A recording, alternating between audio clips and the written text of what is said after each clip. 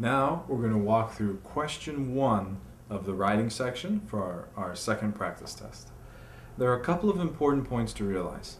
As you notice, every time we begin a question, we have some things already on the board. Those are the things that should appear in your notes, in your scratch paper, before you begin the question. That makes sure that you're prepared and you have an expectation of what you need to do, which will help you out. So we want a chart just like this, and what's in the red is what you can expect. The claim, the first reason, the second reason, the third reason. What are those? You know that in the beginning you're going to read a 4-paragraph essay, and you're going to have 3 minutes to read it. That's not a lot of time. So you have to be prepared for what you're going to read. The first paragraph is the author's claim. And this claim is usually stated most clearly in the last sentence of the paragraph, towards the end. Then you're going to see the first reason, which is the second paragraph. Now, just same way you write your reasons in the first sentence of the body paragraph, this essay is going to do the same thing. So the most important sentences are usually the first. And then the rest just provide extra details of support. So in the last sentence of the essay, in the last sentence of the first paragraph of the essay, what do you read? That the conversion of a 5-day work week, 5-day 8-hour work week, to a 4-day 10-hour work week is actually a good thing. It offers numerous benefits. In the first sentence of the second paragraph, what do you read? You read that this will alleviate or lessen the burden of expenses for employees. And then you have supporting details after the first sentence. The third paragraph gives the second reason of support, which is what? We have, it will lower the operating costs of businesses. Again, you see that in the first sentence, followed by sentences of support. And the last paragraph gives the third supporting reason for the claim. So why else is it good? Because it'll give employees more time with family.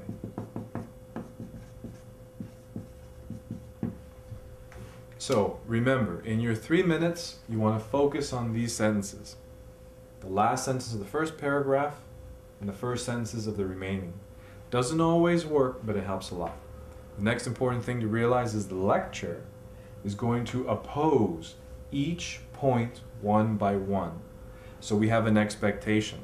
We know the professor is going to say what? 5-day 8-hour to 4-day 10-hour is good or bad? Bad. It's not going to alleviate the expenses. It's not going to really lower the operating costs. It's not going to give them more time with family. He's going to refute each one. So let's go ahead and listen to the lecture and see the notes that we should have. Now, the article implies that reducing the work week by a day would be beneficial for both employees and businesses. Okay, true. There would be some benefits, but not nearly enough to justify such a dramatic change. The arguments made by the author are weak and unconvincing. First off, true. Taking away a working day will reduce the amount of money spent on gas. But by how much? Most people drive about 30 miles to get to work.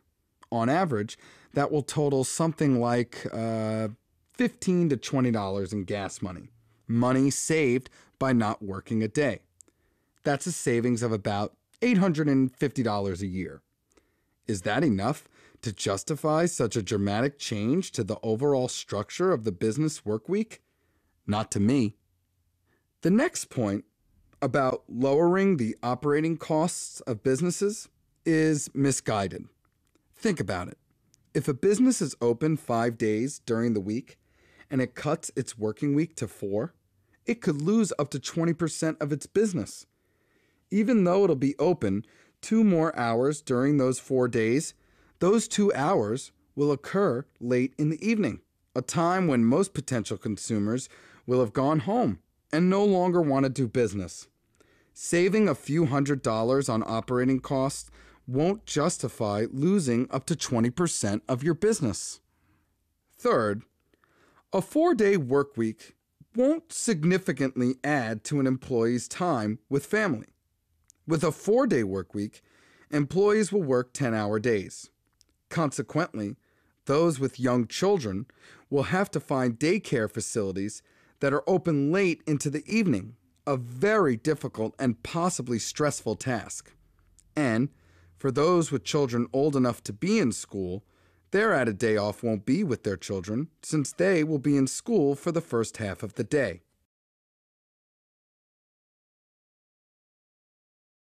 Okay, so you see all the notes that we took, and what you should see also is that it's exactly what we expected.